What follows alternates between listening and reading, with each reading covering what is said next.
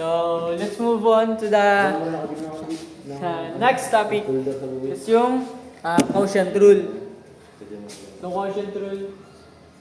Quotient rule. So, yung gagamitin natin ng formula dito is yung v derivative of u minus u derivative of v over v squared. So, gawa tayo ng problem. Sabihin natin, x squared over x plus 1. Then, yung magiging ano natin dito, magiging v natin, ito na nasa baba. Natin ito v, x plus 1. And then yung u natin, yung x squared. X squared. Tapos, apply natin dito sa formula na gamitin natin. So yung v, kabilang yung v, x plus 1.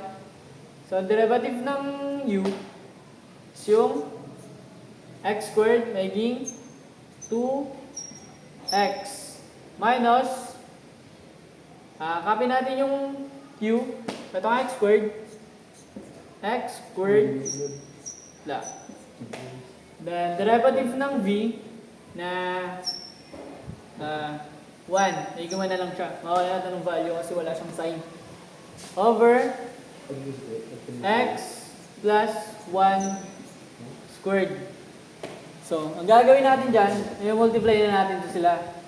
So, multiply natin yung x plus 1 times 2x. Multiply natin. 2x times x equals 2x squared. Plus 1 na yung exponent niya kasi para sila ng sign eh. Then 2x plus 1 plus 2x minus x squared times 1. So, x squared times 1 equals negative x squared over x plus 1 squared. Then, hanapin natin yung like terms nitong dalawa. Ito na sa taas. So, yung like terms na makikita natin dito is yung 2x squared and yung negative x squared. Gagawin natin dyan, dahil positive to and negative to, minus natin siya. Making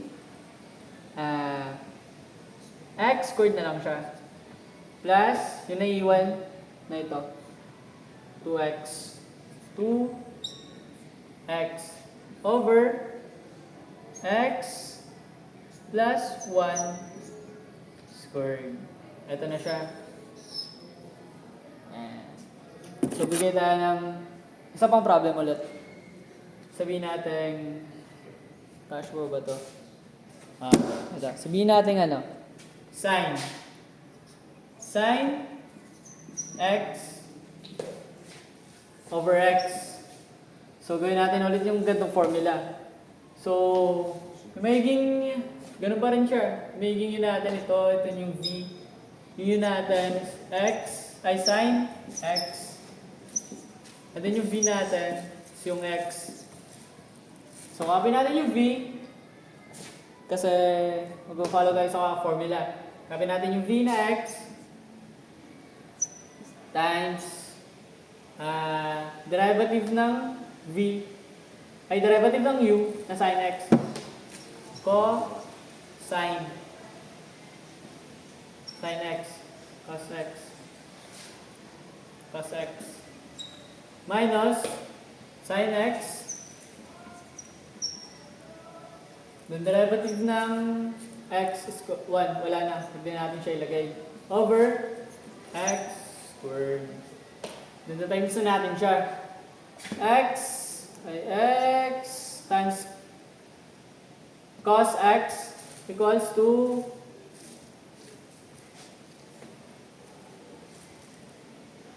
fucking hell, bro.